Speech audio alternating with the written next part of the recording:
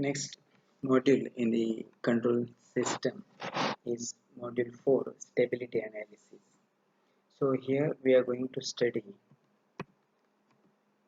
stability, concept of stability, necessary conditions for stability, truth stability criterion, relative stability analysis, that is more on root stability criteria, then introduction to root locus techniques, the root locus concepts, construction of root loci, and correlation between time and frequency responses, and Bode plots experimental determination of transfer function.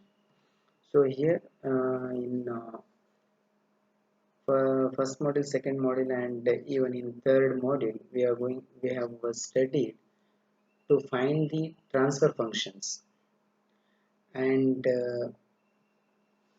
to plot uh, to plot the responses in time domain we studied, but we have not analyzed the stability of the control systems.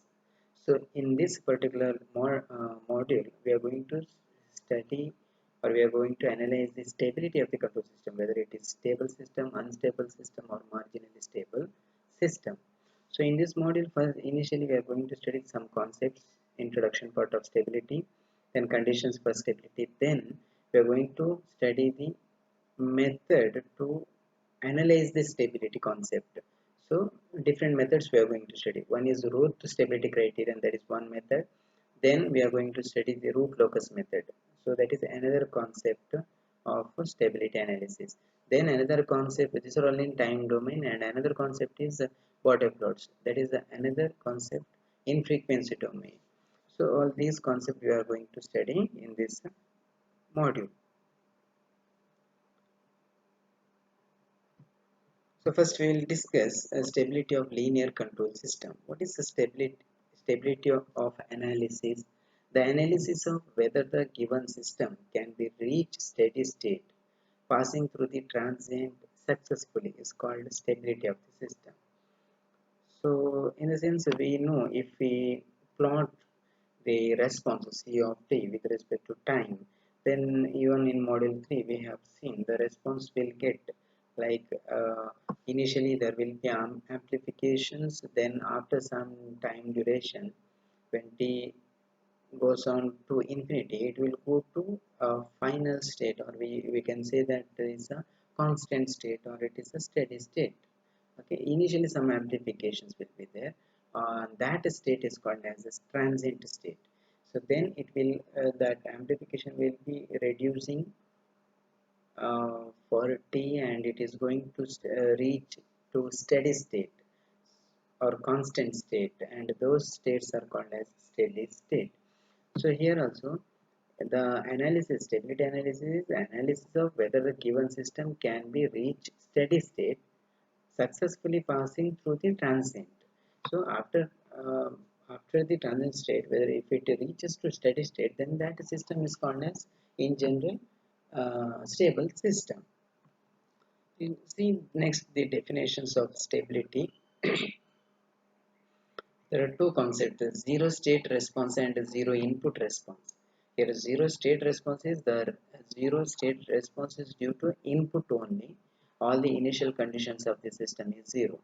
Zero state response is here it is due to input only. The output will get due to input only, and the all the initial conditions are zero.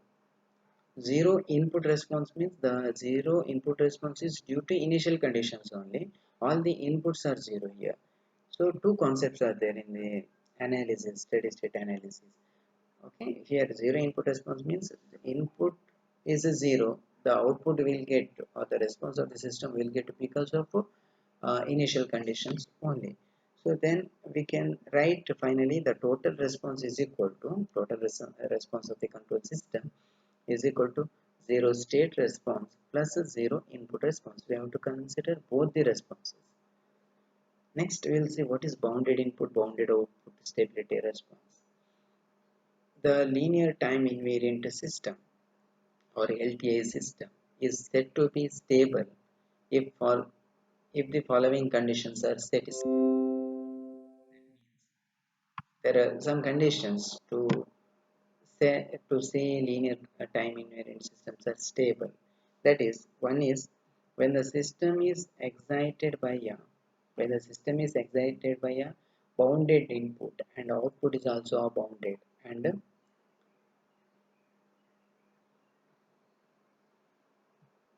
and continuous.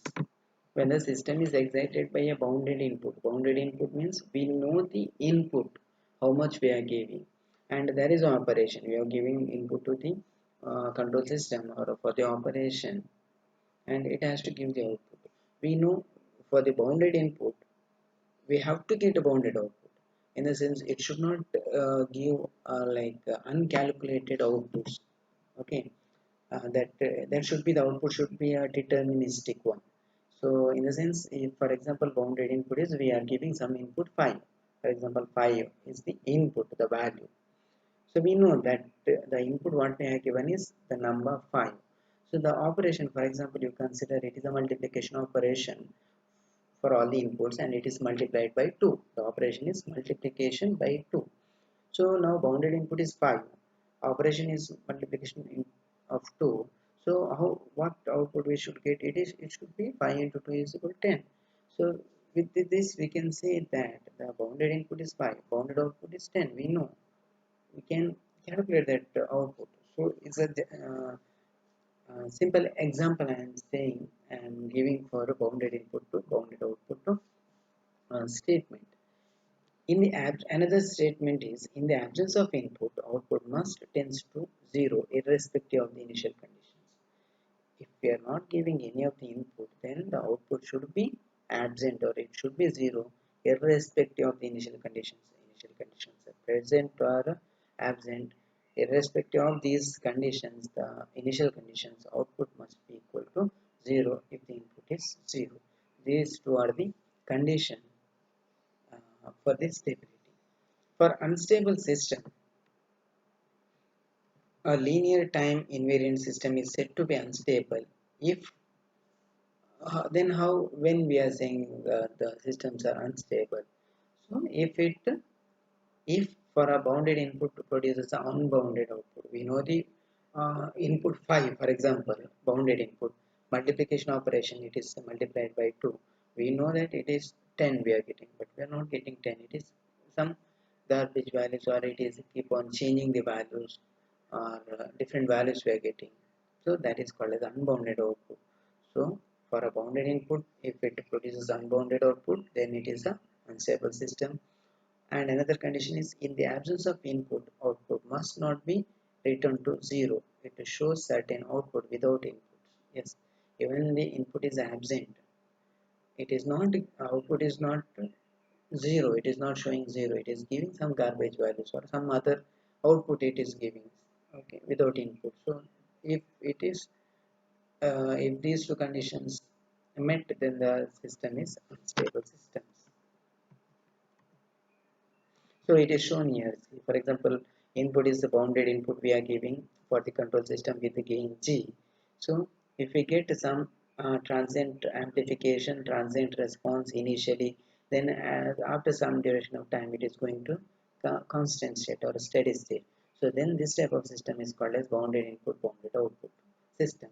So if, for example, if for the same bounded input for the control system with the gain G, if we get this type of output, in the sense initially some amplification will be there, but it is not decreasing, it is keep on increasing, unbounded output we are getting. So these systems are called as, if we get this type of output, then that system is called as unbounded output. So then here if we get this type of response, then we can say that it is an unstable system.